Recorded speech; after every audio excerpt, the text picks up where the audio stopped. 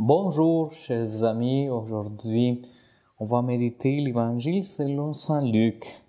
Merci encore pour être là tous les matins, pour méditer la parole du Seigneur, pour ouvrir votre cœur à la lumière de Jésus qui nous parle tous les jours, mais aussi pour cette chaîne Corazones Misioneros qui nous permet vraiment d'aller plus loin avec notre méditation. Le Seigneur soit avec vous et avec votre esprit. Évangile de Jésus-Christ selon Saint Luc. Gloire à toi, Seigneur. Jésus, le roi des rois, c'est Jésus, le bon pasteur. Alléluia, alléluia, alléluia, alléluia, amen. En ce temps-là, comme certains parlaient du temple, des belles pierres et des ex-voto qui les décoraient, Jésus leur déclara: « Ce que vous contemplez, des jours viendront où il n'en restera pierre sur pierre.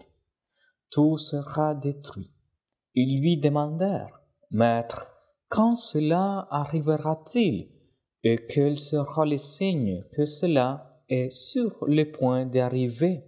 Jésus répondit: « Prenez garde de ne pas vous laisser égarer, car beaucoup viendront sous mon nom et diront: c'est moi, ou encore: le moment est tout proche.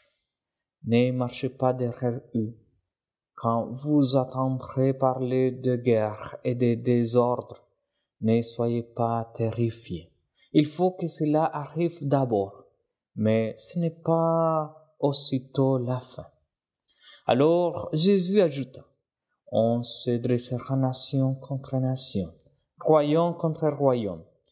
Il y aura des grands tremblements de terre et en divers lieux des famines et des épidémies. Des phénomènes effrayants surviendront et des grands signes venus du ciel.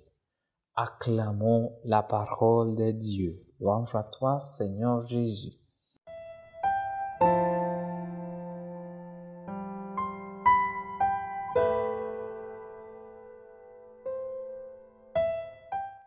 Chers amis, aujourd'hui, on parle de quelque chose de sérieux, mais pas trop non plus, l'Apocalypse.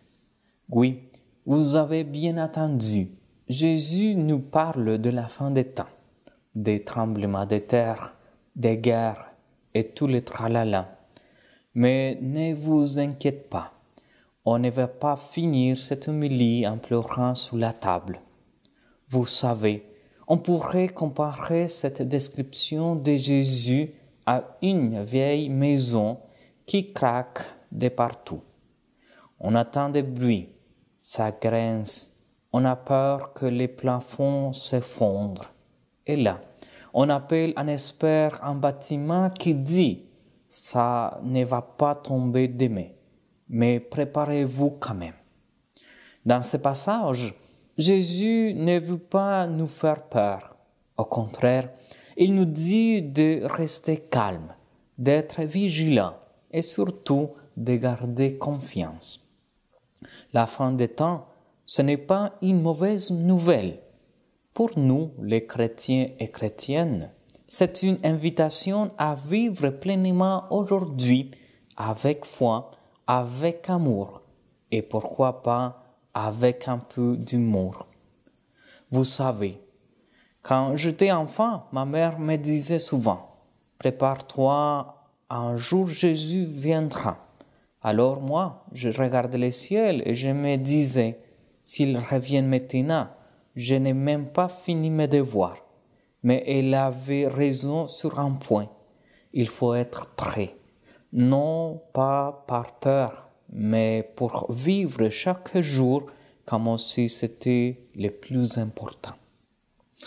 Comment pourrons-nous mettre cela en pratique? Ne pas paniquer. Quand vous attendez des nouvelles catastrophiques, rappelez-vous que Jésus a dit: « Ne soyez pas effrayés, La foi, c'est notre parachute spirituel. Aider les autres.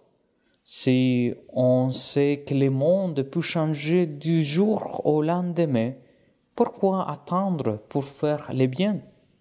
Prier avec joie. La prière n'est pas une obligation triste, c'est un moment de connexion avec Dieu. Alors, chers amis, oui, les murs du monde peuvent trembler, mais notre foi en Jésus est un roc. Restons joyeux, courageux et prêts. Et rappelez-vous, si vous sentez que le monde s'écroule, appelez Dieu. Il est le meilleur architecte de tous les temps. Amen.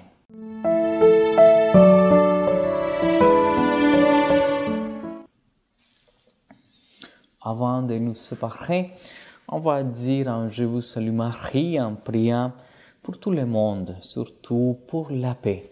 La paix dans nos familles, la paix dans le monde, et puis que tous les gouvernements essayent d'arrêter les guerres qui parfois laissent des gens blessés, des gens tristes, et surtout des gens qui perdent beaucoup d'espoir.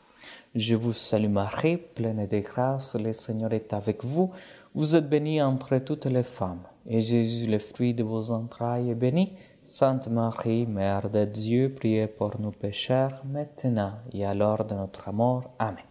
Le Seigneur soit avec vous et avec votre esprit, que Dieu Tout-Puissant vous bénisse au nom du Père et du Fils et du Saint-Esprit. Amen. Je vous souhaite une belle journée. À la prochaine.